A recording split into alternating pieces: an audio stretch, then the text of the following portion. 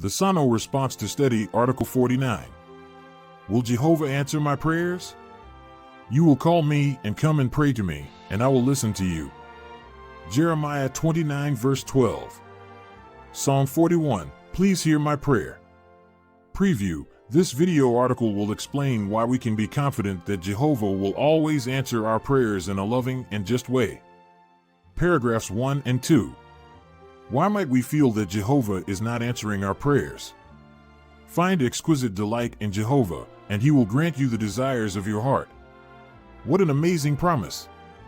But should we expect Jehovah to give us everything we ask for right away? Why might we ask that question? Consider the following scenarios. A single sister prays about attending the school for kingdom evangelizers. But several years go by, and she has still not been invited. A young brother asks Jehovah to be relieved of a debilitating disease so that he can serve in the congregation more fully. But his health does not improve. Christian parents pray that their child will stay in the truth. But their child decides to stop serving Jehovah. Perhaps you too have asked Jehovah for something, but you have not received it. As a result, you may conclude that Jehovah answers some prayers, but not yours. Or you may reason that you must have done something wrong. A sister named Janice felt that way. She and her husband prayed about their desire to serve at Bethel. She says, I was convinced that we would be at Bethel in no time. But months turned into years, and the couple had still not been invited. Janice says, I felt sad and confused. I wondered what I had done to disappoint Jehovah. I had prayed so specifically for His direction. Why had He not answered my prayer? Questions 1 and 2. Why might we feel that Jehovah is not answering our prayers? Our response: it's natural to feel disheartened when our prayers seemingly go unanswered or when circumstances don't align with our requests. However, it's important to remember that Jehovah's timetable and understanding surpass ours. The scenarios presented, like the sister longing to attend the school for kingdom evangelizers or the brother seeking relief from a debilitating disease, reflect real struggles. Jehovah's ways are higher than ours, and trusting in His loving purpose, even when faced with delays or apparent refusals, is a demonstration of enduring faith. The experiences of individuals like Janice illustrate the reality that waiting for answers to prayers can be a test of faith. It's crucial to avoid assuming that a lack of immediate response indicates wrongdoing on our part. Jehovah understands our hearts and the challenges we face. The example of Janice shows that sometimes our desires may align with Jehovah's will, but the timing or circumstances may differ from our expectations. Patient endurance and continued reliance on Jehovah's guidance during such periods of waiting are essential. Paragraph 3. What will we discuss in this article? At times, we may wonder if Jehovah is listening to our prayers. Even some faithful men of old had that concern. What can convince you that Jehovah will respond to your prayers? To help answer that question, we will first need to answer the following. 1. What can we expect from Jehovah? 2. What does Jehovah expect from us? 3. Why may we need to adjust some of our requests? Question 3. What will we discuss in this article? Our response: in this video article, we will explore the reasons behind the perception that Jehovah may not be listening to our prayers. Understanding what we can expect from Jehovah, what He expects from us, and the need for adjusting our requests will provide valuable insights. Even faithful individuals of old, such as Job and the psalmists, had moments of questioning whether Jehovah was attentive to their prayers. We will delve into these aspects to fortify our confidence in Jehovah's response to our heartfelt prayers. What can we expect from Jehovah? Paragraph 4. According to Jeremiah 29 verse 12, what does Jehovah promise to do? Jehovah promises to listen to our prayers. Jeremiah 29 verse 12 reads, "And you will call me and come and pray to me, and I will listen to you." Our God loves His faithful worshipers, so He will never ignore their prayers. However, this does not mean that He will grant us all our requests. We may have to wait until the new world before we receive some of the things we asked for. Question 4. According to Jeremiah 29 verse 12, what does Jehovah promise to do? Our response: In Jeremiah 29 verse 12, Jehovah promises to listen to our prayers when we call upon him. This assurance is a testament to his love for his worshipers. It signifies that our prayers are not in vain, and Jehovah, as a loving Father, hears the pleas of his faithful ones. However, understanding that not all requests may be immediately granted, and some may find fulfillment in the new world, helps to align our expectations with Jehovah's purpose. Paragraph 5. What does Jehovah consider when listening to our prayers? Explain. Jehovah considers how our requests relate to his overall purpose. Part of that purpose includes filling the earth with men and women who are joyfully united under his rulership. But Satan claims that humans would be better off ruling themselves. To prove that the devil's claim is a lie, Jehovah has allowed humans to govern themselves. Yet, human rule has caused many of the problems we face today. We understand that Jehovah will not remove all these problems at this time. If he were to do so, some might conclude that human rule does work, that it is able to solve mankind's problems. Question 5. What does Jehovah consider when listening to our prayers? Explain. Our response: Jehovah takes into account how our requests align with his overarching purpose for humanity. His desire is to see a joyful and united global community under his rulership. The complexities of human history, including periods of self-governance, are part of Jehovah's plan to expose the flaws in human rule. While we may face challenges and trials, Jehovah's purpose involves proving that only his rulership can bring lasting solutions. Acknowledging this broader perspective helps us to appreciate Jehovah's wisdom in not immediately removing all our present difficulties. Paragraph 6. Why do we need to be convinced that Jehovah will always do what is loving and just? Jehovah may respond to similar requests in different ways. For example, when King Hezekiah was extremely sick, he begged Jehovah to help him recover. In response, Jehovah healed him. On the other hand, when the Apostle Paul pleaded with Jehovah to remove his thorn in the flesh, possibly a physical ailment, Jehovah did not remove the problem. Consider also the example of the apostles James and Peter. They both faced certain death at the hands of King Herod. The congregation prayed for Peter and likely for James too. However, James was put to death, while Peter was miraculously rescued. We may wonder, why did Jehovah save Peter but not James? The Bible does not say. What we can be sure of is that Jehovah's ways are never unjust. And we know that both Peter and James had Jehovah's approval. At times, we may be faced with an outcome we did not expect.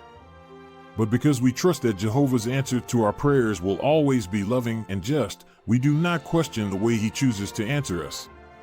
Question 6. Why do we need to be convinced that Jehovah will always do what is loving and just? Our response, our conviction that Jehovah will always act in a loving and just manner, is essential when faced with varied responses to prayers. The examples of King Hezekiah, the Apostle Paul, and the Apostles James and Peter highlight Jehovah's diverse responses to similar requests. These situations may not always align with our expectations, but our trust in Jehovah's unfailing justice is paramount. His decisions are never unjust, and even when outcomes are unexpected, we hold firm to the belief that Jehovah's ways are perfect and loving. Paragraph 7. What do we try to avoid, and why? We try to avoid comparing our situation with that of others. For instance, we may ask Jehovah to help us in a specific way, but our request is not granted. Later, we learn that someone else made a similar request, and Jehovah seemed to have granted it. A sister named Anna had that experience. She prayed that her husband, Matthew, might recover from cancer. At the same time, 2 elderly Christian sisters were also battling cancer. Anna prayed intensely for Matthew and for the sisters. The sisters recovered, but Matthew passed away. At first, Anna wondered if the sisters got well because Jehovah intervened. And if so, why did he not answer her prayers that her husband get better? Of course, we cannot say why the 2 sisters recovered. What we do know is that Jehovah has a permanent solution for all our suffering, and he longs to resurrect his friends who have died. Question 7. What do we try to avoid, and why? Our response: we strive to avoid comparing our situations with others, recognizing that Jehovah's responses are tailored to each individual's circumstances. The illustration of Anna, who prayed fervently for her husband's recovery from cancer, emphasizes the importance of avoiding comparisons. Jehovah's ways are beyond our comprehension, and outcomes are part of his grand design. Instead of comparing, we focus on the certainty that Jehovah has a permanent solution for all our suffering, and he longs to resurrect his faithful friends who have died. Paragraph 8. Question A. According to Isaiah 43 verse 2, how does Jehovah support us? Question B. How can prayer help us when we are facing difficult trials? See the video Prayer Helps Us to Cope. Jehovah will always support us. As our loving Father, Jehovah does not like to see us in pain. Still, he does not prevent all our trials, which can be likened to rivers or flames.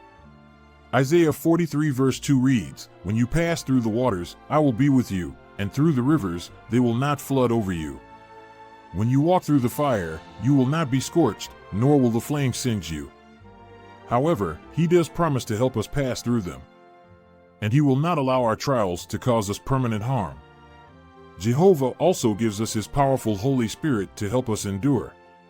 As a result, we can be confident that we will always have exactly what we need in order to endure and to remain faithful to him. Question 8. Question A.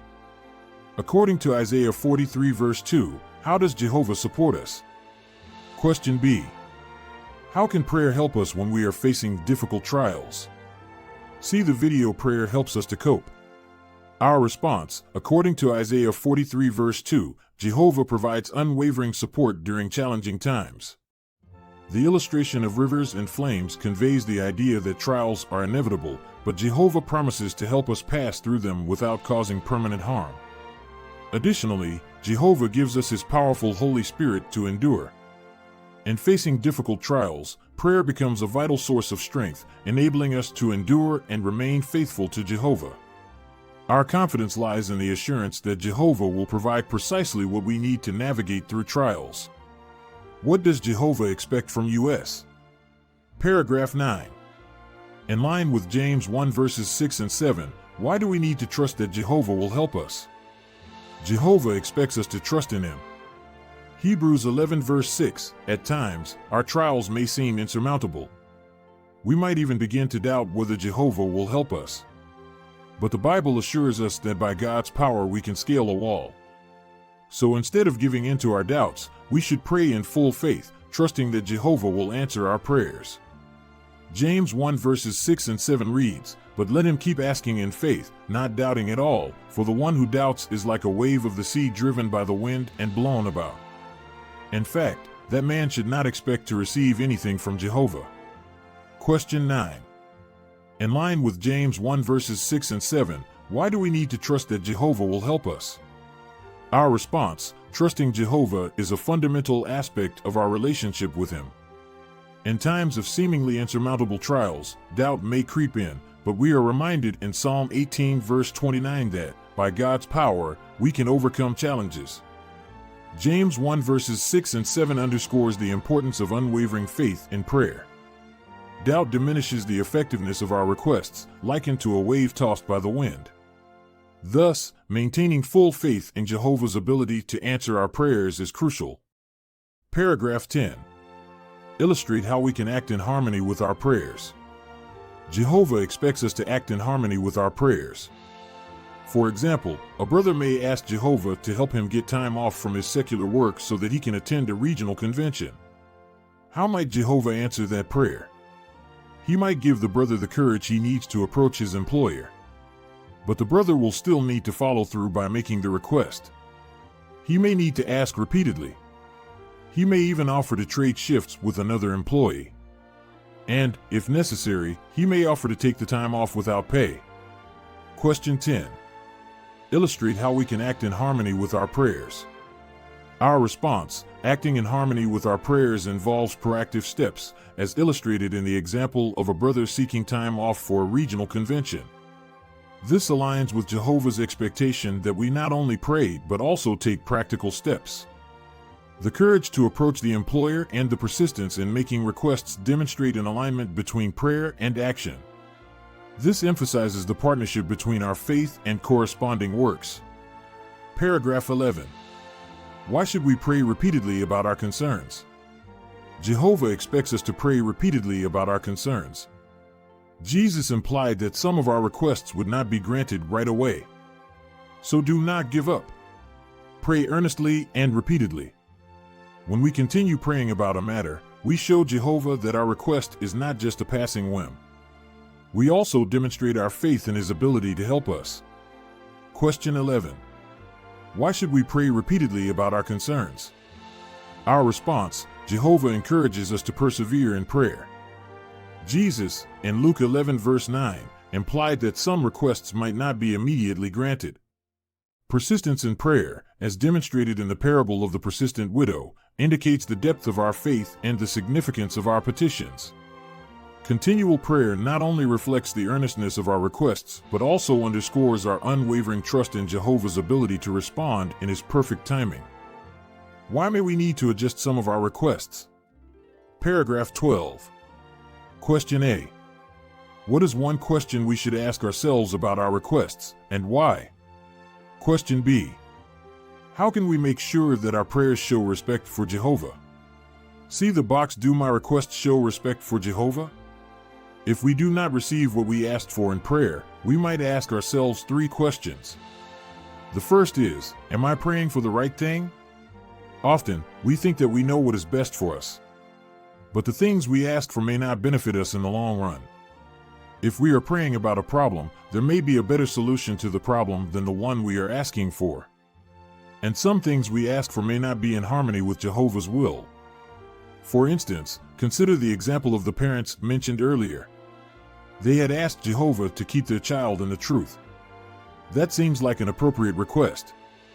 Yet, Jehovah will not force any of us to serve Him. He wants all of us, including our children, to choose to worship Him. So the parents could instead ask Jehovah to help them reach their child's heart so that he will be moved to love Jehovah and to become his friend.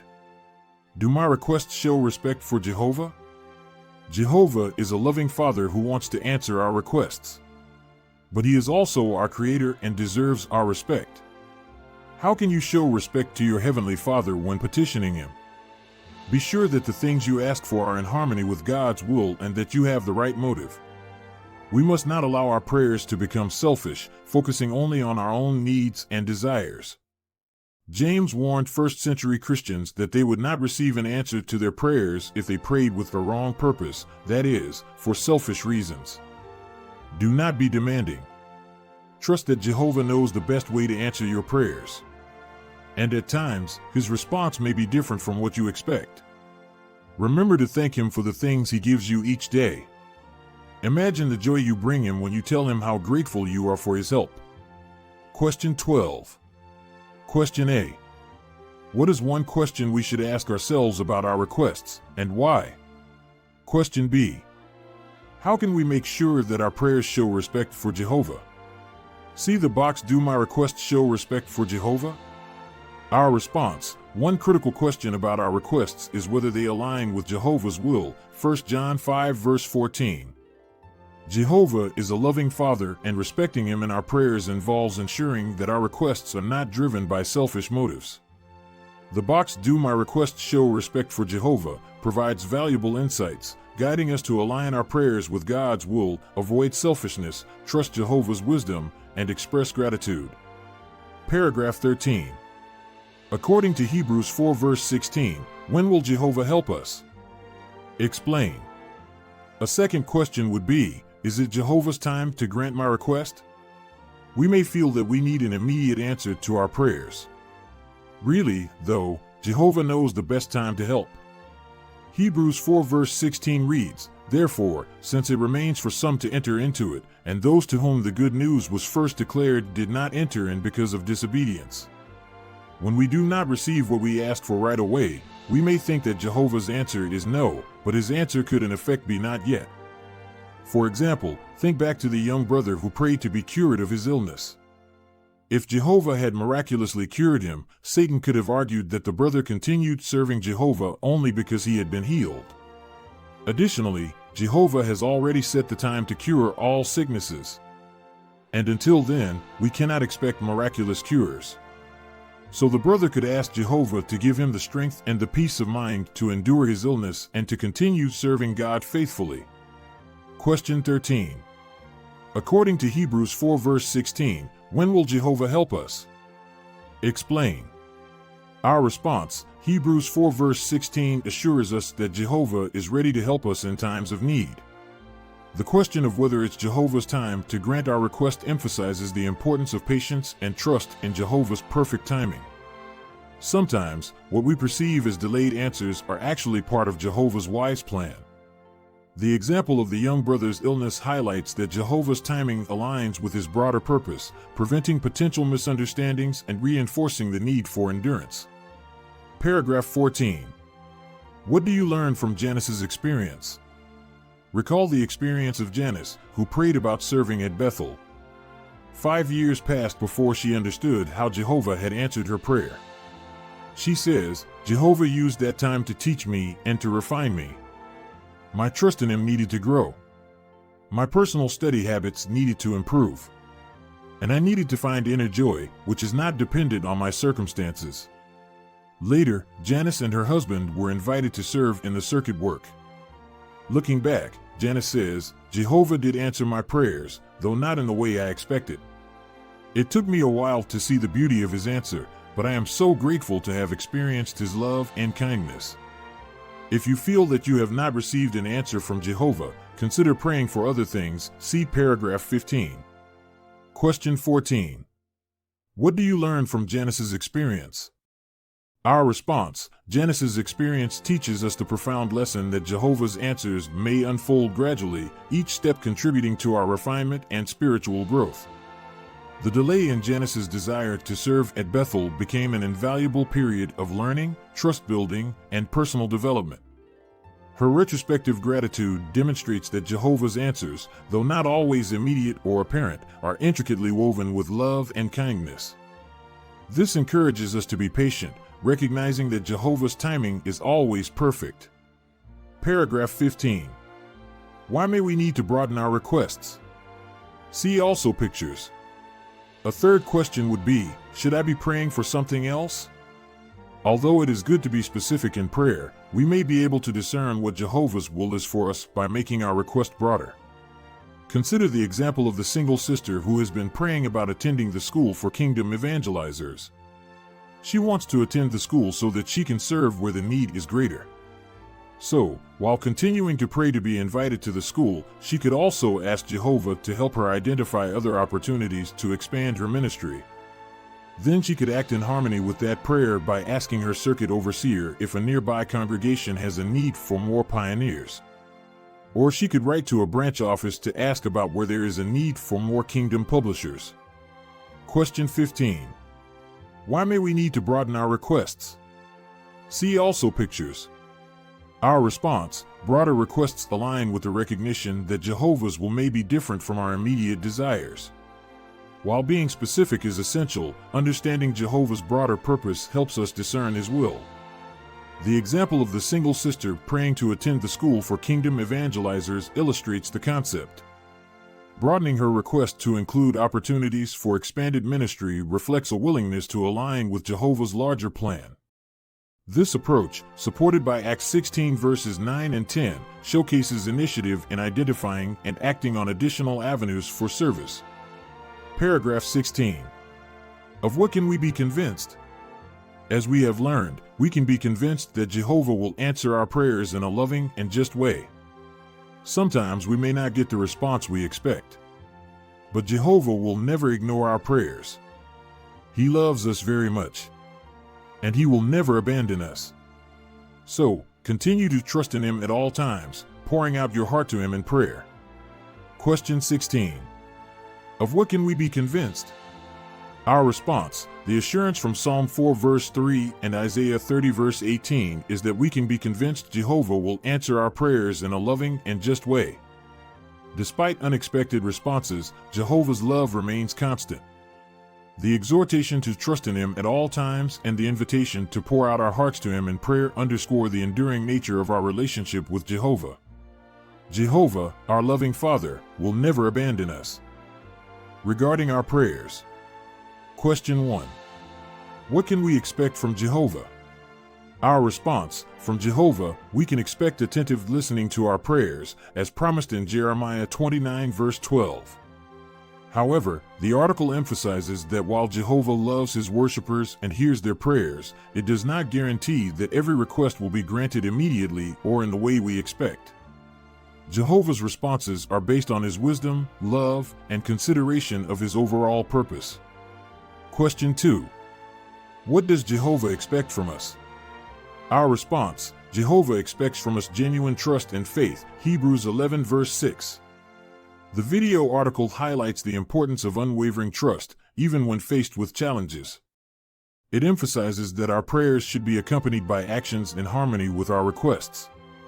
We are expected to approach Jehovah with confidence, pray repeatedly about our concerns, and act in line with our prayers, showing our active participation in the process. Question 3. Why may we need to adjust some of our requests? Our response: adjusting our requests may be necessary for several reasons. First, we should consider whether our requests align with Jehovah's will, ensuring that they are not driven by selfish motives. Second, we might need to be patient, recognizing that Jehovah's timing is perfect, and some requests may be granted in His own time. Lastly, broadening our requests may be necessary to align with Jehovah's broader purpose, allowing room for Him to answer in ways that contribute to our spiritual growth and His larger plan. Source: Daddy, Mommy, Doniani, and Coletany.